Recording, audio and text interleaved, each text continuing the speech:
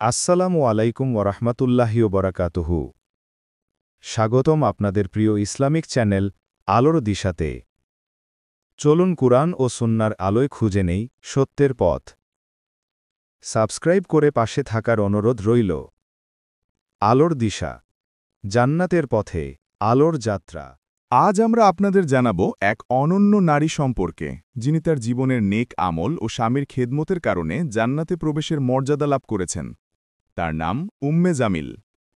উম্মে জামিল ছিলেন একজন সাধারণ নারী, কিন্তু তার ছোট ছোট কাজগুলো ছিল অসাধারণ। তিনি ছিলেন দয়ালু, সদয় এবং সর্বদা আল্লাহর সন্তুষ্টির জন্য কাজ করতেন। তার সবচেয়ে বড় নেক আমল ছিল স্বামীর খেদমত। তিনি সর্বদা তার স্বামীর খেয়াল রাখতেন, তাকে সম্মান ও স্নেহ দিয়ে দেখতেন। আল্লাহ তার এই খেদমত ও নিষ্ঠার কারণে তাকে বিশেষ মর্যাদা দিয়েছেন।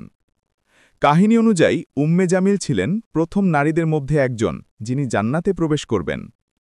এই কাহিনী আমাদের শেখায়, ছোট ছোট নেক আমল, পরিবারের খেদমত এবং ভালোবাসা সব মিলিয়ে আল্লাহর কাছে বড়ই মূল্যবান।